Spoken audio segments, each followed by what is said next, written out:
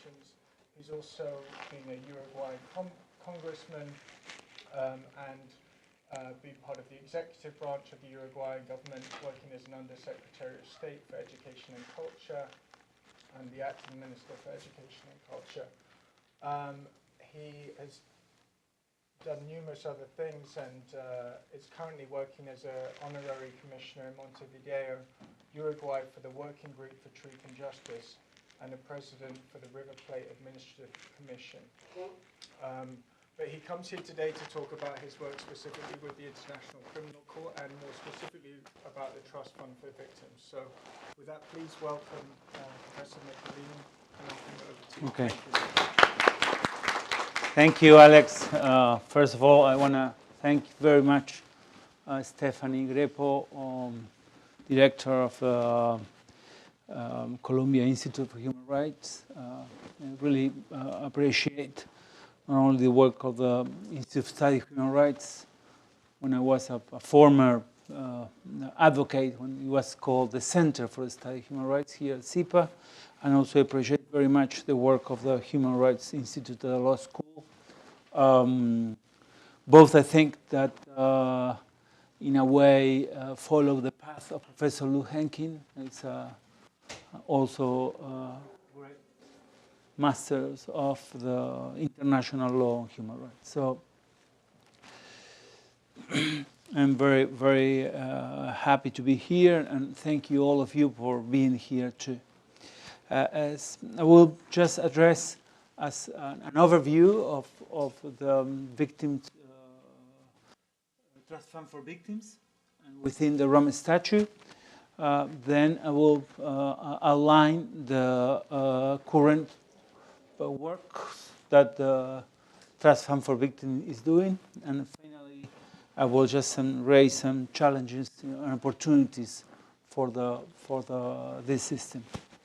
As many of you will know, the Nuremberg trials and the Turkey trials, with the end of the Second World War, brought to the international community basically two paths: the path of state responsibility, and that the sovereignty was not an excuse not to respect human rights, and that the way a country or a state treated their own people was also a part, legitimate interest of the international community.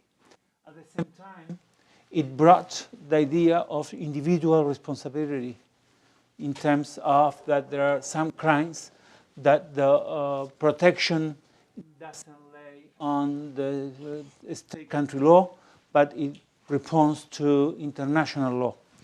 And with that, with the creation of the United Nations, with the Universal Declaration of Human Rights, and with the Convention for the Prevention and Sanction of Crime and Genocide, the idea that there was going to be a court to trial these heinous crimes as genocide was very established. However, 50 years, 5 decades, were needed to establish the court. When in 1993 the Vienna Declaration and Program for Action was issued at the United Nations Summit in Vienna, there was a line in this long declaration saying that there was going to be established a court, that the Vienna Declaration promoted the establishment of such a court. And the literature at those times clearly was that they say, well, this will never happen. And the truth is that in 1988 in Rome, the statute was created, and basically established not only a court, established a system, because it has the court, it has the prosecutor, it has the register, it has the Assembly of State Parties, it has also the Trust Fund for Victims. So the idea of the system is not only to prosecute and punish eventually, but to send a very strong and clear message: no more impunity for serious and heinous and repugnant crimes against the world, like genocide, crimes of war, crimes of against humanity, and aggression. So that system basically had three goals. Prevention, because the fact that we have the statute and makes states comply with the statute in the sense that they have to first prevent these terrible things, and secondly, if those happens, to prosecute and punish. And the jurisdiction of the court will be once the state doesn't want or cannot prosecute. Second goal of the system is the prosecution and punishment. Moreno Campo, the first prosecutor, said that the fact that the most efficient court will be the court that will never try anyone, because the prevention system worked as well. And the third goal of the system is the reparation and reparative justice, to give a message that the victims count. The problem is that these three goals, the most important in the statute is the prosecution and punishment, the creation of the court, the rule of procedure, the whole idea to have a court, the need to have a building that shows that it's a court, the judges, all that mechanism. The prosecutor, those mechanisms has spent the majority of the articles of the statute. And if you consider that prevention, you can deduce it from the statute itself, but the fact that there is a need to restorative justice, basically we have just one article. And the truth is that it was incorporated very, very advanced, the discussion of the Rome Statute that comes from, as I told you, 5 decades ago. So the idea to incorporate the perspective of the victims within the statute came late and came very weak. And even it's a miracle that it is in the statute, because at some point the governments, and as you know, the Rome Conference was so complicated that many countries wanted to just light the statute as much as possible. So we have Article 79 that established that there will be a Victim Trust Fund regulated by the Assembly of State Parties, that is basically the place where the political idea, the political path of the system is decided. Today, 124 countries are part of the statute, although there is an announcement of withdrawals from South Africa, Burundi, and Gambia. The truth is that when we think 20 years ago that there was not going to be any court at all, and you see that we had 124 countries, and it's very well distributed. We have one quarter of them that are from the Latin American and the Caribbean countries, the GRULAC. We have basically another quarter from Africa, and so it's balanced. It's true. The United States signed the statute and then decided to announce to the international community that was not going to ratify. Russia has done the same thing a few days ago, and India is not, and China are not part of the statute. No? But the truth is that in general, the idea of to have a permanent court, a permanent system to fight against impunity has been very well accepted by the international community. And in that sense, although the system is not part of the United Nations, the truth is that it combines and shares the United Nations goals on peace and respect of human rights. So the Trust Fund for Victims was incorporated in Article 79, and the Assembly of State Parties created the Trust Fund, established a secretariat, establish the rules of procedure, what to do, and look at the first 5-member body of the trust fund. Queen Rani Abdullah, the Jordan. Oscar Arias, Nobel Prize from Costa Rica. Tadeusz Mazowiecki, Solidaridad founder, member. Simone Weil, the well-known Holocaust survivor and promoter of the abortion rights in France. And Desmond Tutu from South Africa, the well-known and very recognized archivosp that struggled with Mandela. So this idea of these people so well known, basically at the beginning, it was clear that not necessarily this was going to be a trust fund working very hard. It was kind of the popes bring to the table. And the truth is that since there was not going to be cases before the court, and the court was very focused on its punitive phase, well, the trust fund was not well known and really started doing very preparatory things. But the rule of procedure established two very important items, two mandates, very concrete and very interesting, and that's my point of what we are doing. First, establish it clearly that it was going to be a reparation mandate. If the court tried a case that there were victims, and these victims could be compensated according to the rule of the court. That could be in an individual basis, or it could be also in collective basis. And was very clear that side. The problem is that we have these cases that have thousands of victims. So how you can identify the victims? So this idea, very logical, of damage, of breaching some regulation, of breaching some law, didn't work very much.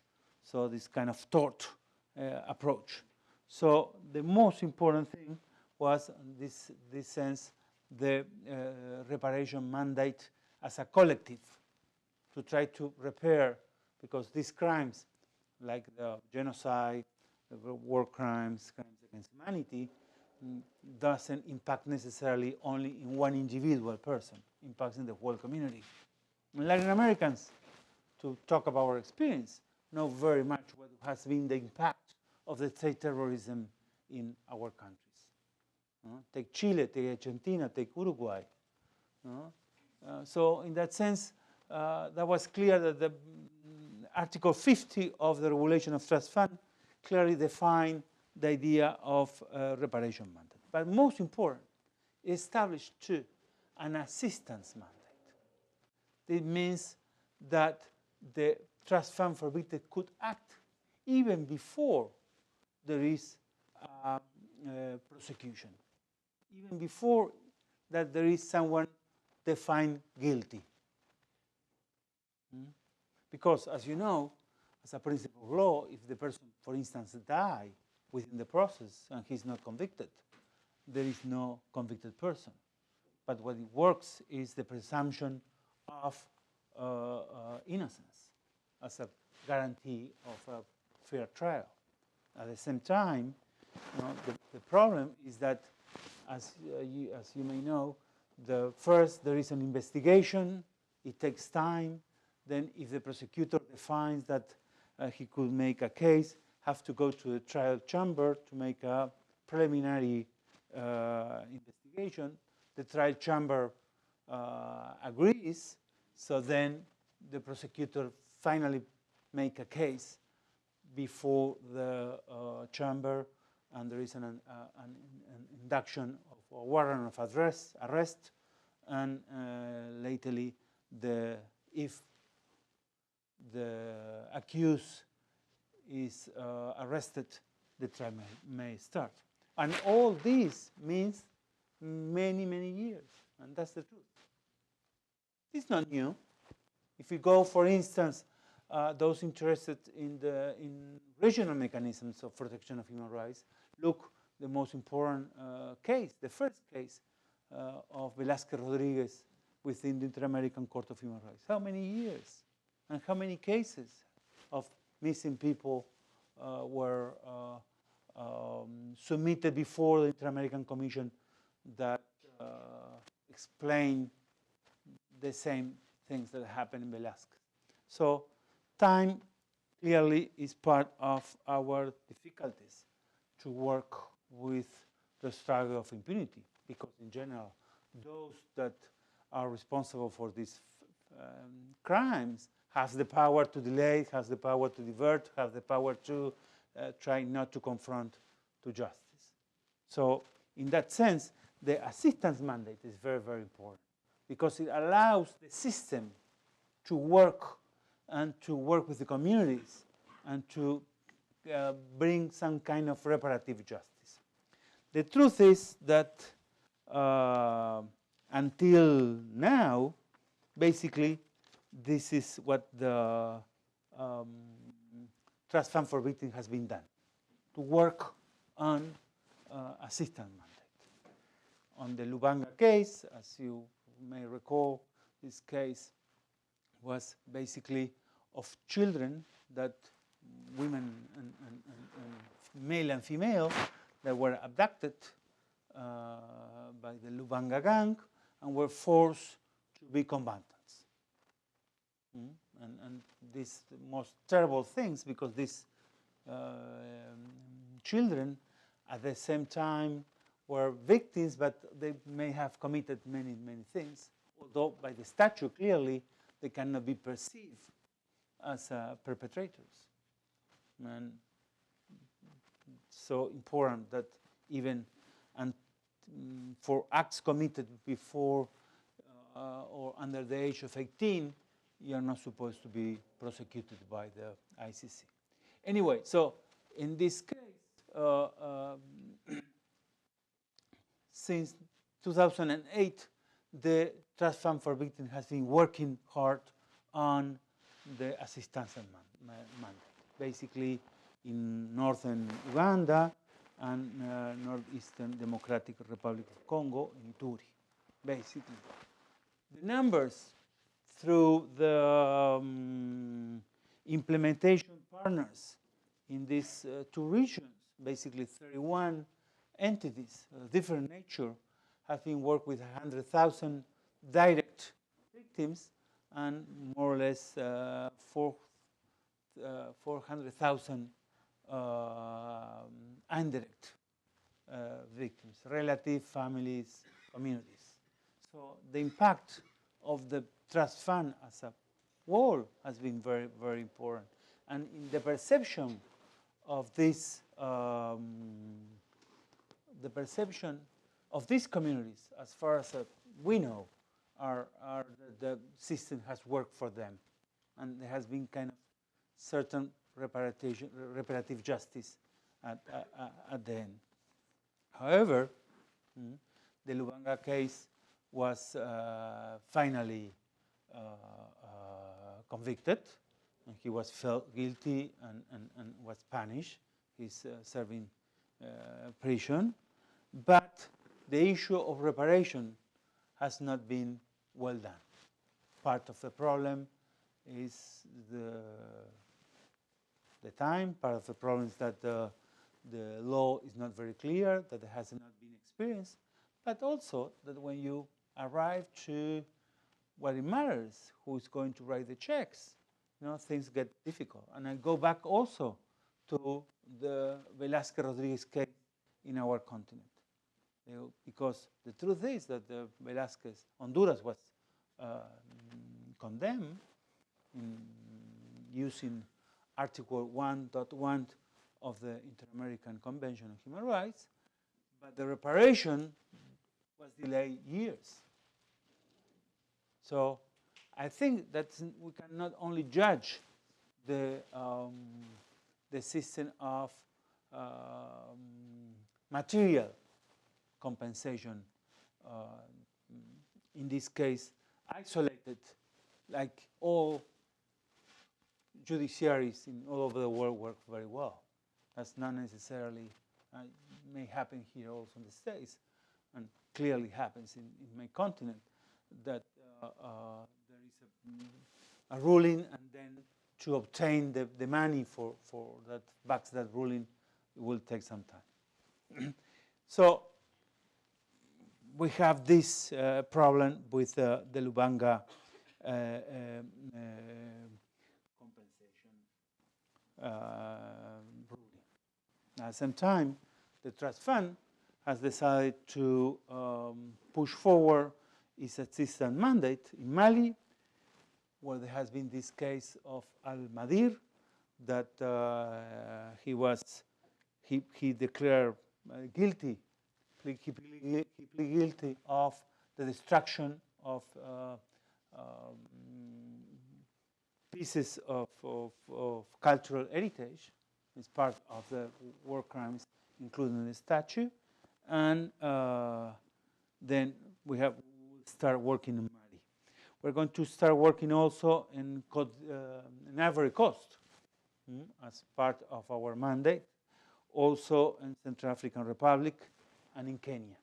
That there were cases that were dropped and still need to underline the reparative justice approach. So the trust fund has these 4 more cases to work on the assistance mandate, and at the same time, there are more cases coming into reparations. The Bemba case, that is the first conviction of for rape and sexual abuses, very clearly within the statute, 1,000 of victims, and the Katanga case on murder on counts. So the Trust Fund for Victims faces the fact that it's required to affirm its assistance mandate, and at the same time has to deal with the reparation mandate. And it's clear that the law behind how the court has to deal with reparation is not clear. For put an example, the trial chamber says you have to identify the victims, and the trust fund says the victims cannot be identified because they are afraid that if you take their names and show it to the defense says it has the right. We don't see the right to do so because the accused and the sentence is indigent. He's not going to pay with his money in the Lubanga case, but the court says has to pass as a guarantee, has to pass the names. People are saying, I prefer not to be part of the list of those that are going to be compensated. So that kind of small things, but anyone who has experience with victims that has gone through such terror can understand that compensation not necessarily equals the insecurity. So in that sense, my point is that the Trust Fund for Victims has to push forward its assistance mandate, and at the same time will receive more cases and compensation cases. And in a moment that the court is clearly in a question mark. And this is the third part of this short presentation. And I hope that I didn't ruin your pizza. And then we could make also engaging question if you want on comments. The thing is that we have, for instance, 124 state parties of the statute, and this is very good. We have that there is a withdrawal of 3 of them from Africa, using the argument that the court was set up for Africa, not recalling that in some of the cases were referred by the Security Council that could be done even if there is no statute. Because according to Article 7 of the UN Charter, they could set up trials like it happened with former Yugoslavia and Rwanda. And the fact that many of the cases were referred by the same African countries. And this argument that is a court against Africa, a new colonial court to put Africa on the spot, doesn't recall the enthusiasm and the initiative the African countries took. And I will say also the courage the African countries took to show that they are going to stop impunity for these serious crimes. And I see the half of the bottle full and not half of the bottle empty, saying that Africa has given an example to the rest of the world in terms of how to face these issues. Recognizing them, of course, the first possibility to struggle against impunity is to recognize that there are problems and not thinking that the perpetrators can get away with these crimes. Secondly, there are two very important decisions that on Georgia that is coming. So there is a pre-trial authorization that the prosecutor may submit a case, and it's very advanced, a case on Afghanistan linked to United Kingdom troops that may be also submitted to the court.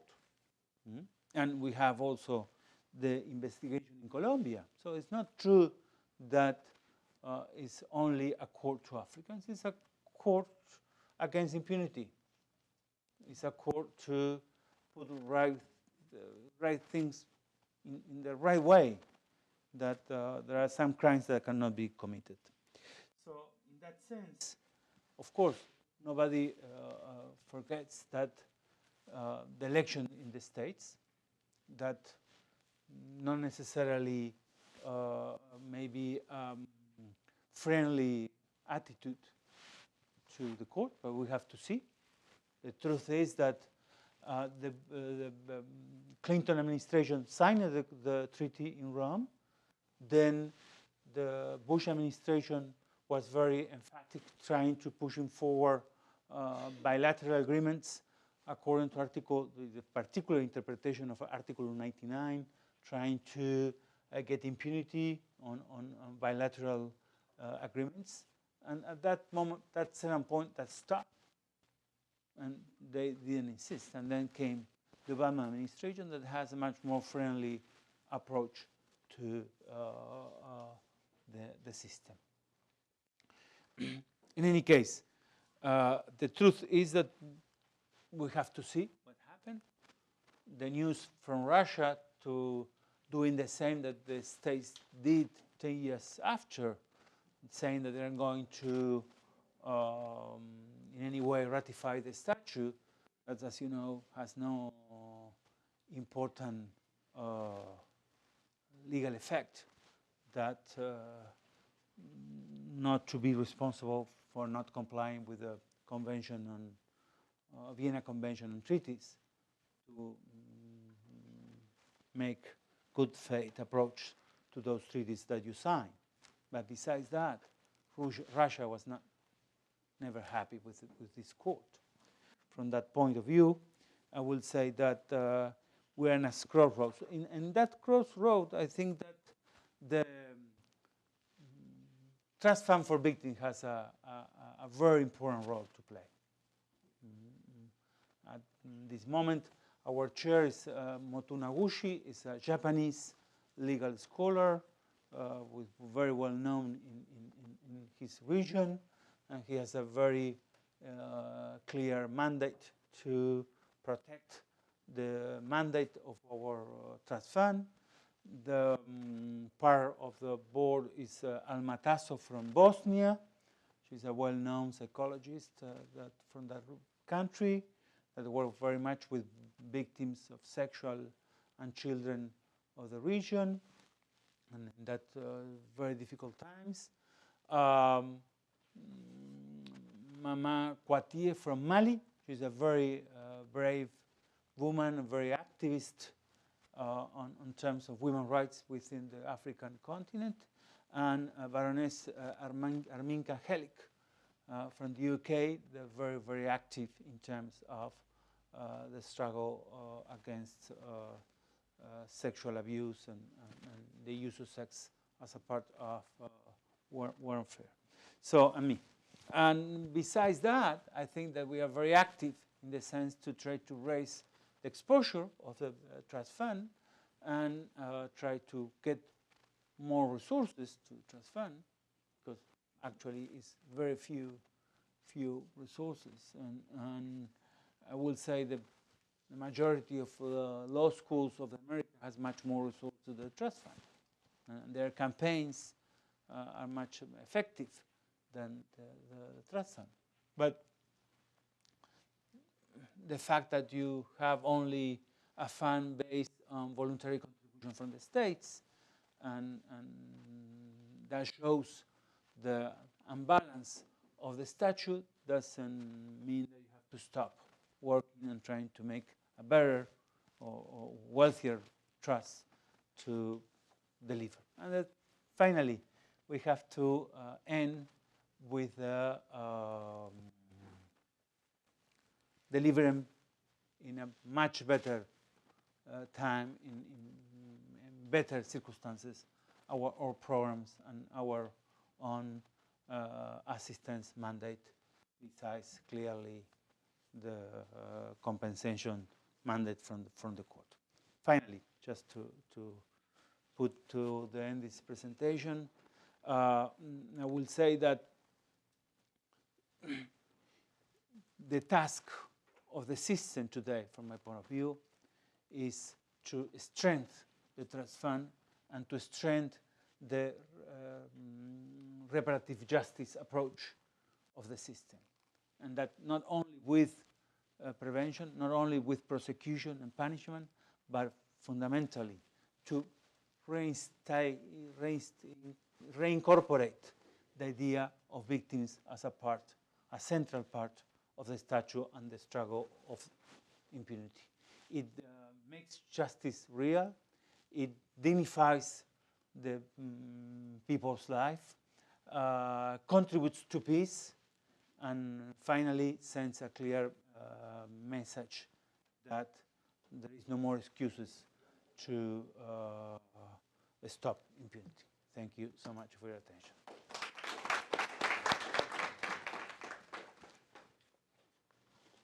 So thanks. I think we'll take questions.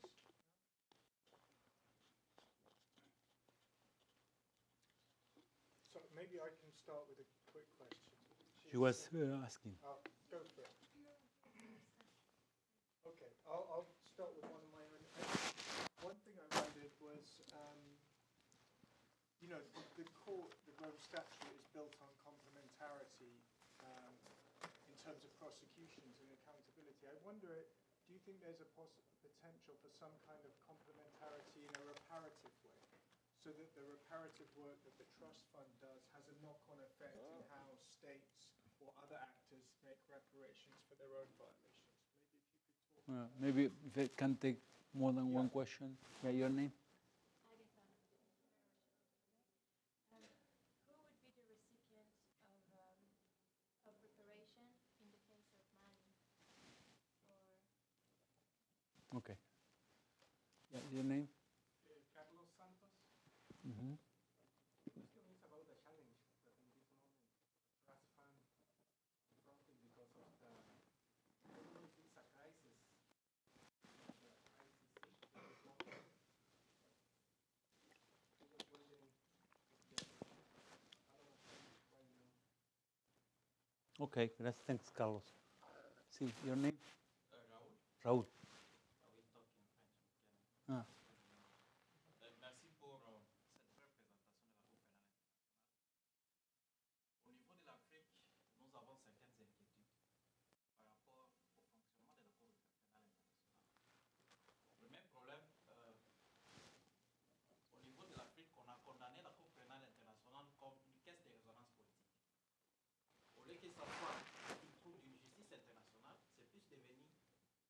chasse à l'homme, une caisse de résonance politique pour traquer certains leaders africains. Le deuxième problème ou le deuxième aspect, c'est par rapport au retrait de certains pays africains. Il n'y a pas un mois, nous avons noté le retrait de certains pays africains.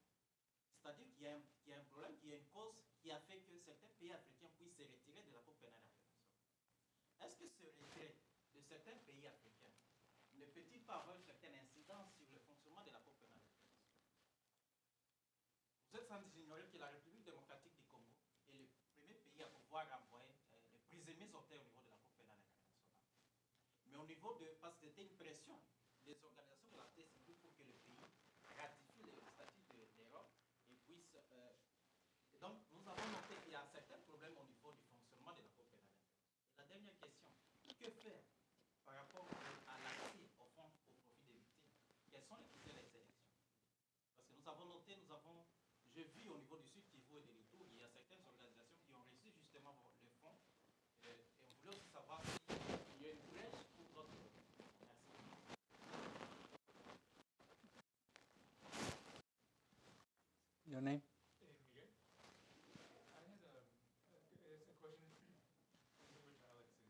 I was wondering if you could speak a little bit to the trust fund and how the vision for reparation and the participation of victims is in line with the ICC's expanding view of the role of the victims in the legal proceedings. One more? My name is Cristal. Do you think that the biggest challenge that ICC is facing is the trust fund and how it's not seen as the most imperative part of the judicial system? Okay. Well, let's start for the easiest. I think the complementarity thing, yeah, I think that could be arranged that the fact that the reparation process could be done in a way parallel to the ICC, it could be understood. The statute says basically that the fact that there is a reparation process within the ICC system doesn't change the obligations under international or national law of reparations. And I guess that reparation is the most difficult thing because you really need to first stop. The first reparation is stop the crimes. The first thing to do is to stop the situation and to change and that's not only my idea, but if you go to the Van Boven principles of compensation, reparation of victims, one of the first things he says is that. And I think that could be arranged in a way that the complementarity plays a role not only on prosecution and punishment. Mali, well, this is a difficult thing, you know. Who is the victims? It's clear it's not only the 8 people that submitted the claim basically or witnessed as a part of the trial. Clearly it's the whole culture of Mali that had this damage in terms of its cultural heritage. And I think that's something that we have to resolve. The fact is that the statute has in some way played with the idea that some organizations could be victims too also. So, particularly the rules of procedure says that the organizations could be also victims. So maybe we have to work on that, but it's clear it's not an individual, and that maybe the whole country could be that nobody is victim. So we have to maybe work on that, and we'll see what the trial chamber says on that.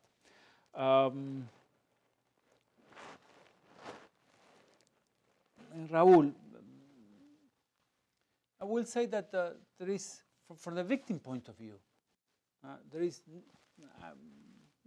talking in my country particularly, on the region, there is no way you could certify the damage to a mother looking for a disappeared person, or a woman that was raped and was exposed to her rape or her pregnancy, of a torture.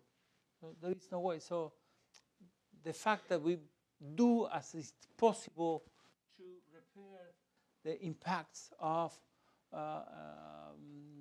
these human heinous acts is, first of all, an hypothesis from my point of view. So that's the first point. The second point, that the accession, the funds of the program of the Trust Fund in the assistance mandate, I may guess that some are very good, some are not very good, and some are in the middle. What happens with any kind of humanitarian assistance? And that's not part of, that's part of reality.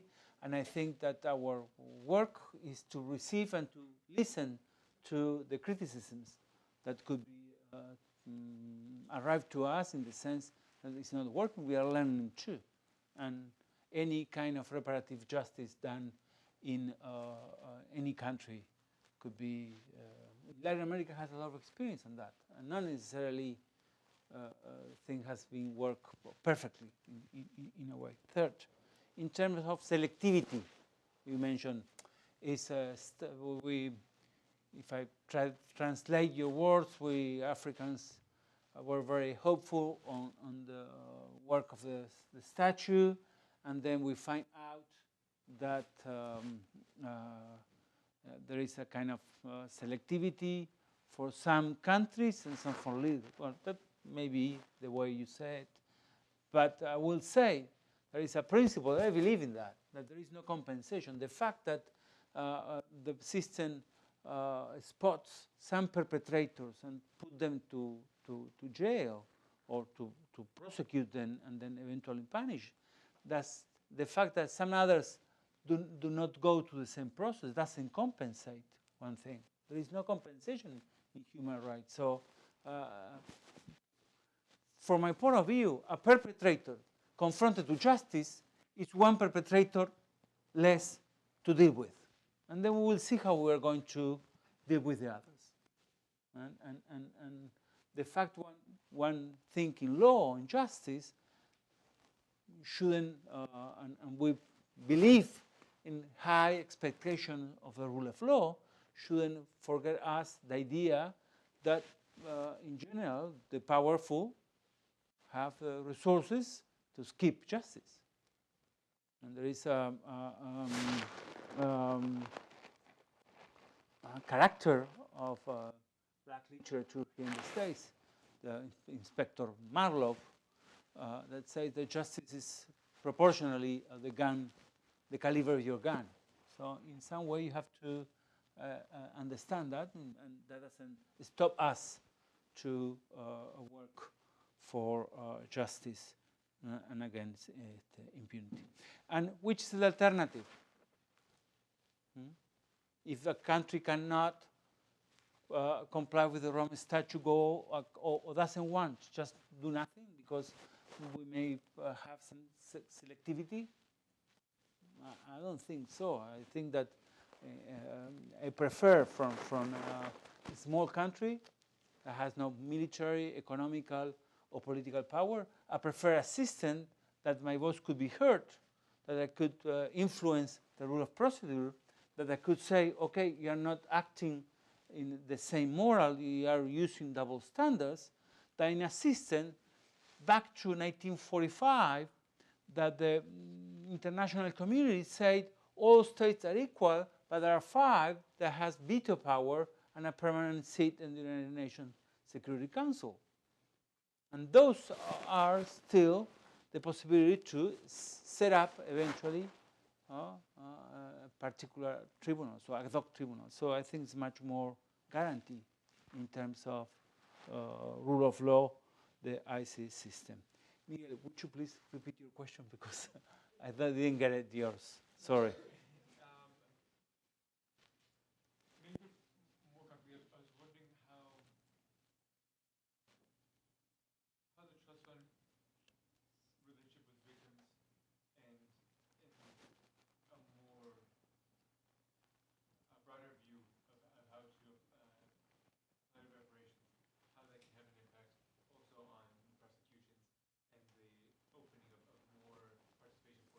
Okay. So that's who was asking about the challenges? You remember what? Cristal and Carlos, basically. I think a mixed whole. I think that it's a trust fund with a much clearer approach, a more proactive way, beginning to be known. Because I'm sure they go through current activists and advocates on human rights and ask about the trust fund. Many of them may know nothing about the trust fund. They may know few of the ICC system and less about the trust fund. So I think that that's a possibility to give more exposure to the ICC system. Secondly, I think that if you underline that the statute has 3 goals, not only prosecution, when you, in a way, try to judge the system or try to evaluate the system, you evaluate it in a better way. And thirdly, I think that to reorient the system and to make it more balanced to victims, I think is healthier to the system, and not only on prosecutions. The challenge, of course, is not only that could be taken by the trust fund alone. Has not the power, maybe not the legitimacy. I believe in our talks with the International Coalition for the ICC, the Parliamentary for Global Action, the Amnesty International, the Human Rights committees, all the Federación Internacional de Droits de l'Homme, all the organizations that are very active, and they have deposited, and they are very harsh, and they are critics if you read the documents, but at the same time are very are depositing a lot of hope in our work on delivering in some way restorative justice to the victims.